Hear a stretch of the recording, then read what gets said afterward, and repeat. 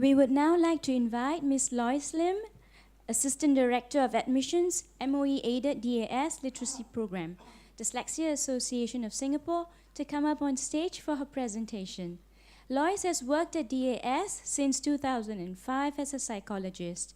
She graduated with a Bachelor of Social Sciences, second upper honors, from the National University of Singapore, and later with a Master of Arts in Applied Psychology from the National Institute of Education, Nanyang Technological University.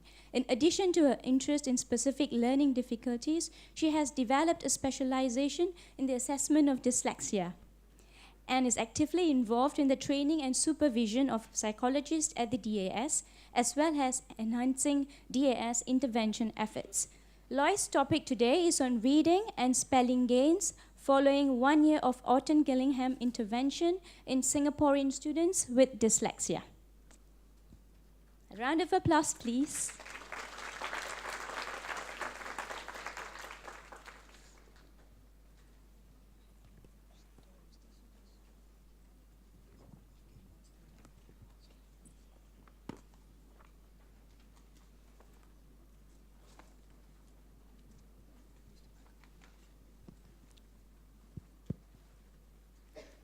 My esteemed colleagues and members of the audience, a very good morning. Today, my goal is simple. I would like to share with you what my co-author and I found when we looked into the reading and spelling skills of DAS students 1 year after they had entered into the program. And then I will share with you some lessons learned and what they might mean. And finally, I would end with a word of encouragement. But before I go into the results of the study properly, let me share with some of us who may not be as familiar with the DAS some background information. The DAS was set up in 1991, and this year it celebrates its 25th anniversary. In these 25 years, the DAS has helped thousands of students develop their literacy skills by providing specialist help. For a long time also, the DAS has been closely supported by the Ministry of Education, and the MOE funds part of the fees that parents pay to the DAS for its program. And through this funding, the DAS has been able to reach out to thousands of students and help them cope better with the educational system in Singapore.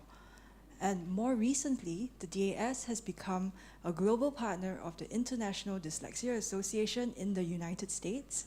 And today, the DAS is one of the largest dyslexia associations in the world.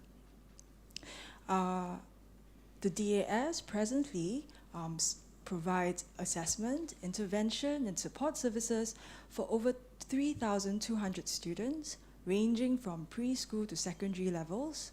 The DAS psychologists do assessments and also receive referrals from other psychologists from the Ministry of Education, private practice, as well as hospitals. And a far majority, more than 90% of these students are actually in primary school, and their dyslexia ranges from mild to severe. The average age at which children get referred to the program is around 9 years, and many of them stay for about 3 to 4 years in the program, and some even longer than that to graduate. It really depends on their level of progress and the complexity of their needs. The intervention at the DAS takes place 2 hours a week. 2 hours a week, what's this? Sorry. 2 hours a week, and it is conducted by educational therapists who are trained in the essential literacy approach, which is also based on Orton Gillingham principles. These principles include teaching that is multisensory, language-based, cognitive, sequential, structured, and cumulative. The intervention at the DAS is also phonologically based, and this is important because this is in line with general research literature that phonologically based teaching is essential in building good literacy skills. So before I go on, let me show, rather than tell, what intervention in the DAS classroom looks like. And let's hope the video works.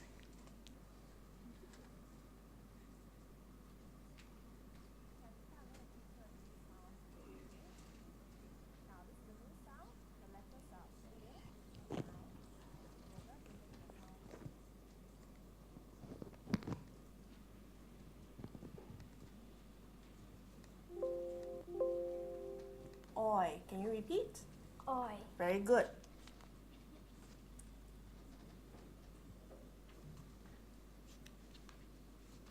Okay, Alifa, I'm going to teach you a new sound today, okay? Now, this is a new sound. The letters are O and I, and together they make the sound oi. Can you repeat? Oi. Very good. Can you trace for me 3 times on the table? O-I, oi. O I oi. O I oi.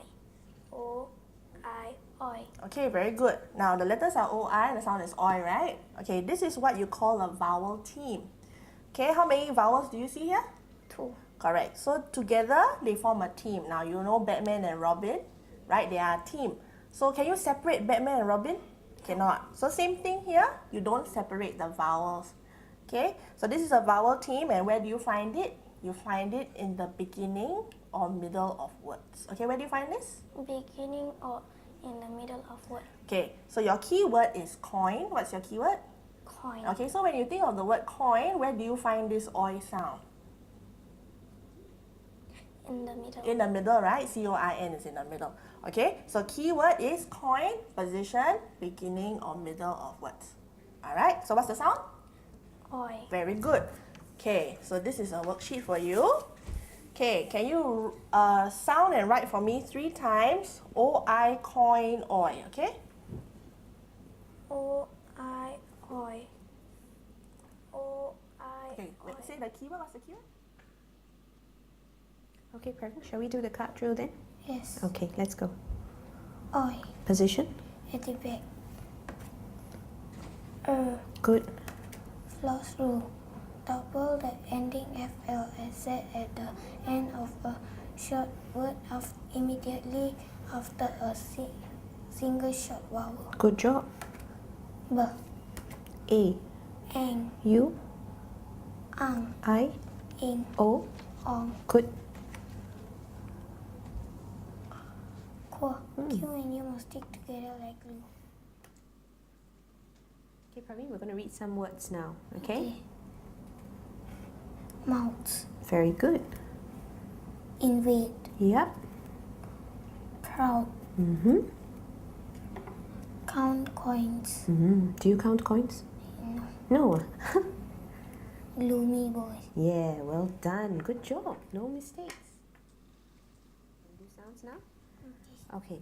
First sound, when I give you the sound, repeat the sound after me, okay? Shh. Good. Oh. Oh. D. D. Okay.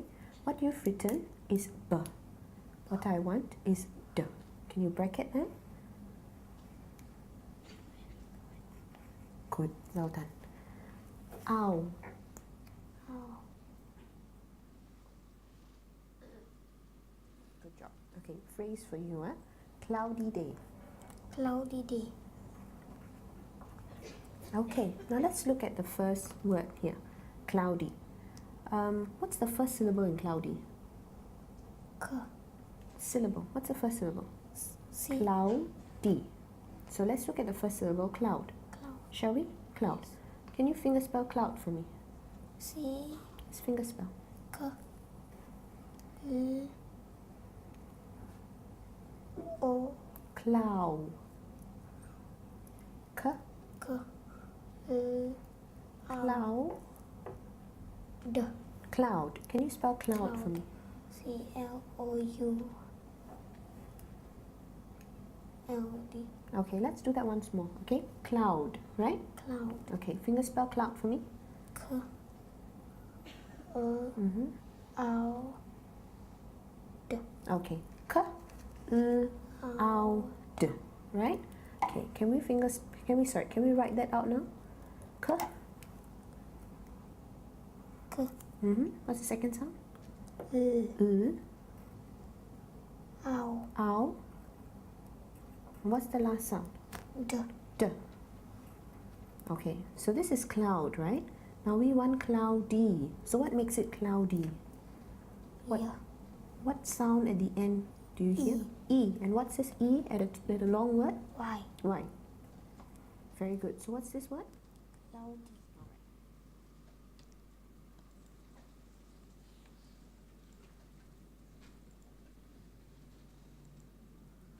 So in the interest of time, I was able to only show you a few components. Of course, we also cover other literacy skills like reading comprehension and writing as well. So now that we have caught a glimpse of what goes on in the DAS classroom, let us ask ourselves, is phonologically based intervention any good? Well, the general research literature certainly supports the use of phonologically based intervention in remediating the literacy difficulties of students with dyslexia. And it has been found to be more effective than some of the interventions that are listed here. Excuse me. However, much of this research is really conducted using overseas samples, such as those based in the United States and Europe. There was one study, however, done locally in 2011 that showed 77 children with dyslexia improving in their reading after undergoing 1 year of OG remediation.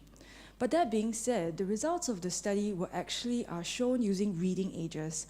And this is really quite less than ideal because reading ages do not really address the fact that children are also growing 12 months older while undergoing 1 year of remediation.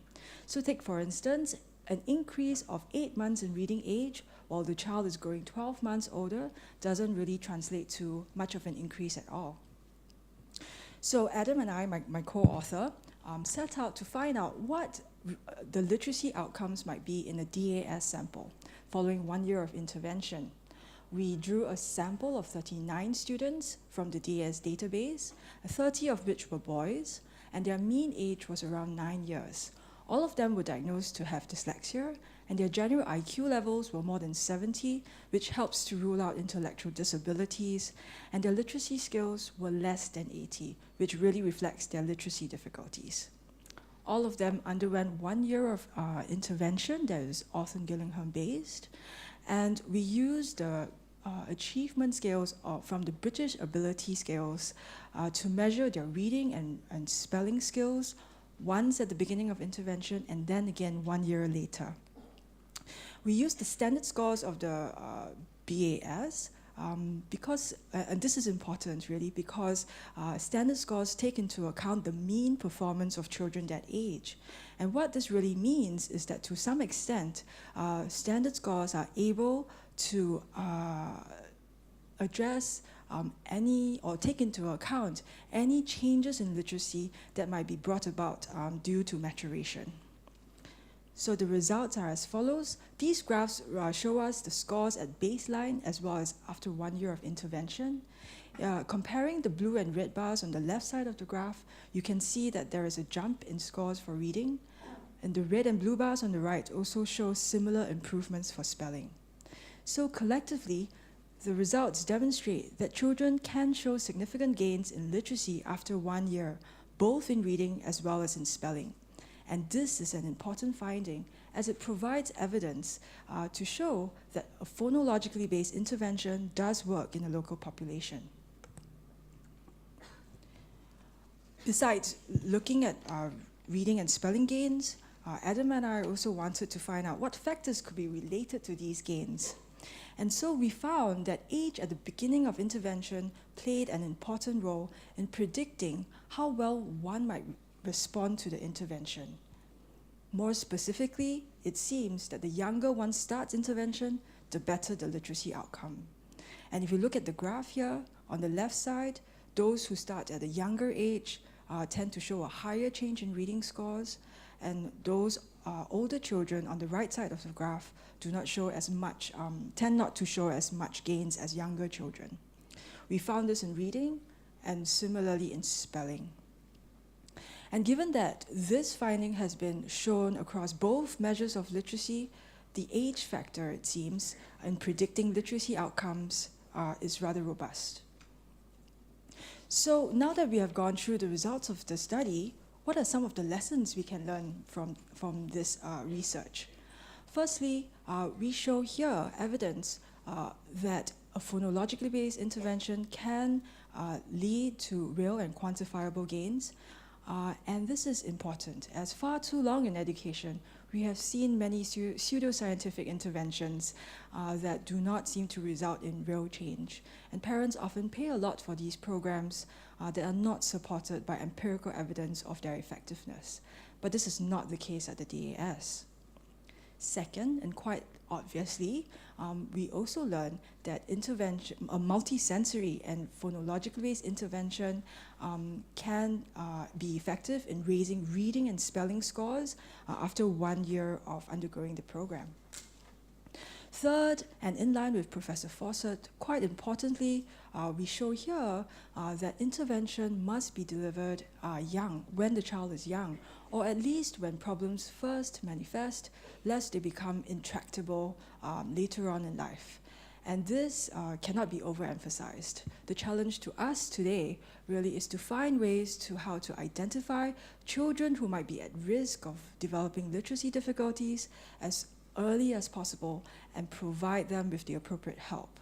And I know my colleagues at the DAS preschool team do a wonderful job in raising awareness of early identification and also providing intervention for 5 and 6 year olds.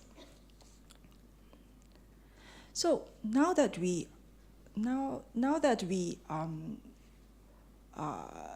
have learned about how effective the intervention could be, it also spurs us on to reflect, continually reflect on how we can make it better. If anything, the age finding that that it makes a difference in terms of how one might respond to intervention really signals to us that individual differences do matter.